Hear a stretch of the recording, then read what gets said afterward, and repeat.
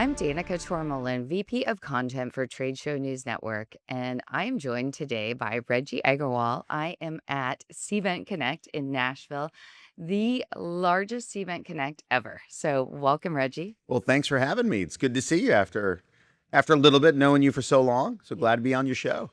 So this is my second time to Cvent, and it's so great to be in Nashville. Tell us a little bit about, the event was in Las Vegas for a number of Yeah. years. Then it was in San Antonio for a couple of years, and now it's here and moving to Denver next year. Yeah. So, tell us about moving around a little bit. Well, we actually had Cvent Connect for over a decade in Vegas, and Vegas was great. Again, they were not everyone knows are great hosts, great hospitality, and but we just thought it's probably good to bring something. Our show's pretty unique, and we thought it'd be great to explore other cities. So San Antonio, we went to for the first time, and we did that for a couple years, and then Nashville. And if you believe this, this is embarrassing to admit, but this is my first time in Nashville. I've never been in Nashville before, and I'll tell you, about half the people we asked on our leadership team, a lot of them hadn't been to Nashville, and we were just thinking, bringing, a lot of people have been to Vegas. Vegas is awesome, but to bring them to a new destination is part of, making an event interesting is when you go there, or maybe they've been here once or twice. So we are really excited about here. Next year is in Denver, and we're going to be announcing, 28 and 29 soon. But yeah, we're excited about being here. Yeah, it's been so great to be here. And I think, I mean, I'm assuming that Nashville is one of the major reasons that you're, up this year and the largest ever. Yeah, I think definitely having it here was definitely an impact. I mean, the destination you go to, it does because people do want that experience. And so we are, very pleased with the turnout. We have about 35%, almost 40% more this year than we had last year. And I think part of it is also we're growing as a company, and as our brand continues to grow, we're getting more people. But it's exciting to have so many people here. We're now close to almost 5,000, including our employees. Yeah, so last night was you shut down Broadway. I Yeah. mean, that was so incredible. Tell us about the experience last night. By the way, when you said Broadway the first time, or when Yeah. people had mentioned, I'm almost thinking New York. So I now process what Broadway is in Nashville. But yeah, it was really cool. I mean, that they did that. That again, the city really rolled out the red carpet for us. They appreciate the people that are coming here. You're not your typical people, as they know, is that because there's this group of people plan hundreds of thousands of events, and so I think Nashville really rolled out the red carpet.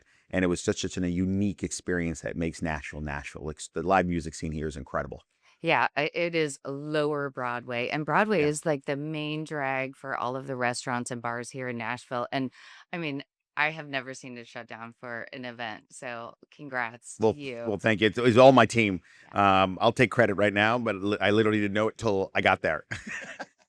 So, okay, I was in your at the keynote yesterday and you made some major announcements, and I got to say, you're rebranding the flip of it Yeah, from blue in the morning. yeah. And I mean, I walked out and there were, the green, the new logos everywhere. The app was updated immediately. That was such an incredible announcement, and just execution of the rebranding. So tell us about it. Well, it's first, the rebranding was a big deal. We haven't done it, since we started.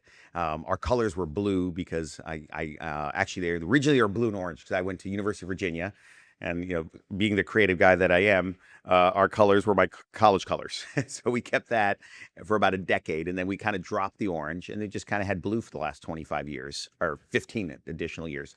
And so it was a big deal to move to green. And look, the brand is much more than the colors. It's much more than the logo, but that is a visualization of it. But the flipping of it was something that my team, I mean, it was all my team, our new CMO, Amy, and her team did such a fantastic job. But what I'll tell you is when I was talking to customers, I was amazed how they noticed the details. Like every little thing we did, candidly, they noticed more than I did almost. And so, but then you forget that, event planners and marketers that are here, whichever part in the ecosystem you are, they're fundamentally marketers. And so they noticed these things, and I thought it resonated probably 2 to 3x more than I thought it would. So for me, it was fantastic to see the excitement, the appreciation for the hard work the team did, and it really put our brand out there. And even for our employees, I mean, that's an important part for them to see it. it was a little bit different. They were wondering, why are we moving from blue to green? But now it's like just who we are, and really it's symbolic of the paradigm shift. And it's not just AI, because we've evolved a lot, we've scaled a lot as a company, but certainly putting AI much deeper in our story is the paradigm of, hey, we have to change because the whole world is changing. Right. So I also, one of the things that stood out to me was your $1 billion investment that you talked about for the next 3 years. So talk about where some of that is going to go. That is an incredible investment in products. Yeah, look, at the end of the day, we're a software company, we're a technology company, and with so much change going on, we want not just our customers and our employees, but the entire ecosystem to know that, hey, we're gonna invest in what we consider where the future is. And so, look, it's ranging from, of course, AI to agents, all the way to integrations, it's all the way to R&D, innovation. It's kind of all of it, is what I said. And effectively, what we wanted to make sure is that we don't just have a short-term roadmap, we have a multi-year roadmap, and we're committed. We thought 3 years was the right number. If you say five, it's kind of hard to say what you're going to do 4 years from now.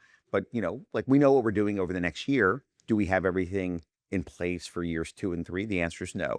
But what we do know is we have the resources and the funding, and it really makes everyone think more visionary of the things that we're doing as an organization, and let our customers know that, hey, you stick with us, we're going to be doing hopefully some great things. Yeah, that was a big announcement. So let's step back a little bit. Give me the origin story of CVET. Well, thanks for asking. So I just quick background. I was an attorney, so I practiced for 5 years, as you know, and then I started a nonprofit. It was basically, I just graduated from law school. I started a nonprofit and bringing people together, and it started off with just bringing about 4 to 5 events a year. And again, just working full time. I was working like 60, 70 hours a week as a corporate lawyer in DC. And effectively, the organization started to grow, and I started organizing 20, then 30, then 40 events a year. And I ended up having a small staff of 2 people or 3 people at the nonprofit, and eventually grew to about 4 or 5. But everyone was overwhelmed because we were just cranking out a lot of events. And so then basically, like any good entrepreneur, I simply found a pain point, which was organizing and marketing events. And I created the aspirin, which was Cvent. So it was just, I was basically the secretary, the executive director, and the meeting planner all at once, and the president of the group. And then I just said, I need something to solve my pain point. And like probably most people, if they remember back in 99, 98, 97, my tools were Excel, Outlook, and yellow sticky notes, right? Most of us, that's how we were doing it. So basically, found a pain point and said, I'm going to create the aspirin. So just started the company, got a bunch of like-minded people together. And then, that was kind of the beginning. And then we had some difficulties as we grew and scaled like any company. But it was certainly exciting when I left my job as a corporate lawyer to start the business. Yeah.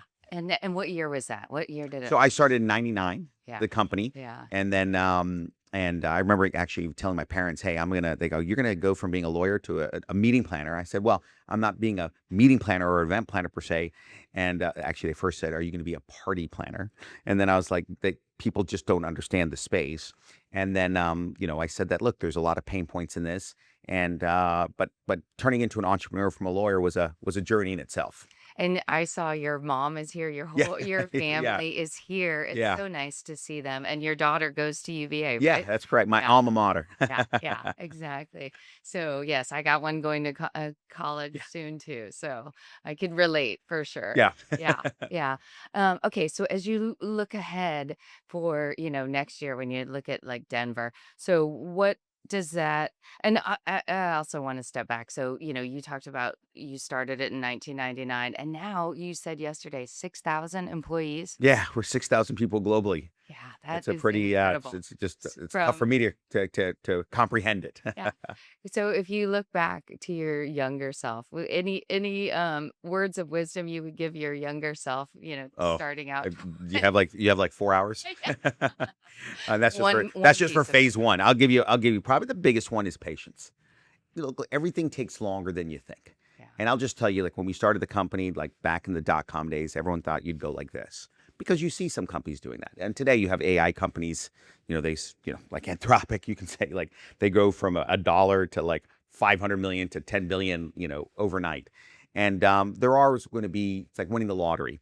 But the reality, most entrepreneurs and most businesses, it just everything just takes longer. So I think if I go back to, my early days and my early self, I would have said, hey, just be patient, be persistent and consistent, and don't go for home runs. Just singles and doubles win the day. And so that's actually been our philosophy, is just kind of, like, look, we want to try to do explosive growth when we can. I'm not trying to say that, but the reality is most businesses, you just have to be patient because it just takes time for things to move. Now, the AI age is, changing that quite a bit, because there are lots of companies, but I would say, but still generally, that's what my advice to myself would be. Be That's a little patient. that's good advice, and it seems like you pretty much, followed that advice even though Yeah. you're giving it now. I use the AI assistant in, when I was planning just to see how it worked, and Yeah. it worked really well. Oh, great. So, I'm glad yeah. we're doing a lot for the planner, to make their job easier. But fundamentally, and it's an organization, you want to make your customer, your attendee, have a great experience, and, experience, let's say, in our case, like, we have so much to offer. There's so much going on at this event, so many activations, so many different sessions, so many great speakers, so many, things going on. You want to make sure that people have access to it. And so hopefully with the attendee assistant, it helps them not only get the basics, logistic questions down, but also helps them enjoy the event more, to see, hey, what's going on right now? Yeah, that's exactly what I used it for, Yeah. just as an attendee, like, asking questions, so it was really helpful. Okay, one last question. Okay, next year, Denver, and looking ahead, what are your patients what's your goal for, coming up? Are you talking about for Cvent For the Connect or in company, general? where do you see, Sure. when you look ahead, Yeah. where would you like to Look, be after, in yeah, 2 years? yeah. Look, I'm going to first say the biggest thing right now, and every company's is talking about this, and I'll say it's pretty simple.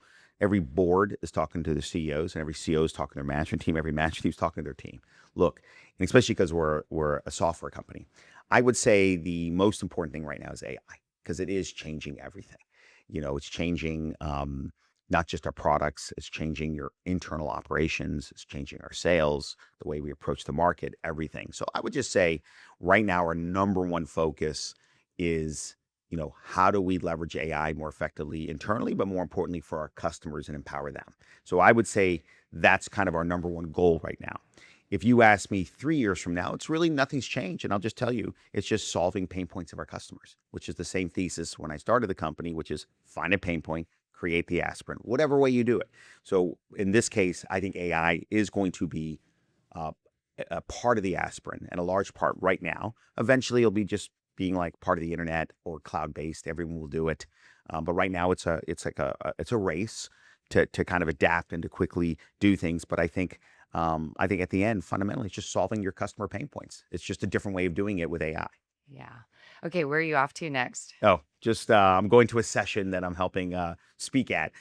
There's just so many different things going on, and look, for me, it's just awesome to have all our customers. When I'm walking around, I'm just like, I want to talk to them. I want to talk to them, and it's just great to see organically, how the event brings everyone together. And I wish I could be part of more conversations. I was talking to some people last night, and they were saying they loved how you were there and you're so accessible at this event. Oh, There's some CEOs at a yeah, corporate event that, may, yeah, be behind the yeah. curtain and, not out and about. And I mean, I've seen you everywhere this whole week. So, Oh, well, thanks. Well, hey, love being with actually not just our customers, actually employees. yeah. It's great to see we have about 550 Cventers here. And candidly, a lot of them I haven't really not just spent time, some of them I haven't even met before. So it's great to see them as well. This Yeah. just brings everyone together. Yeah. Well, congratulations on a great show, and thanks for spending some time with us today. Thank you for having me. And hopefully you have some more good interviews coming up. I All do. right. I do. All right. So for TSNN, I'm Danica Tormolin.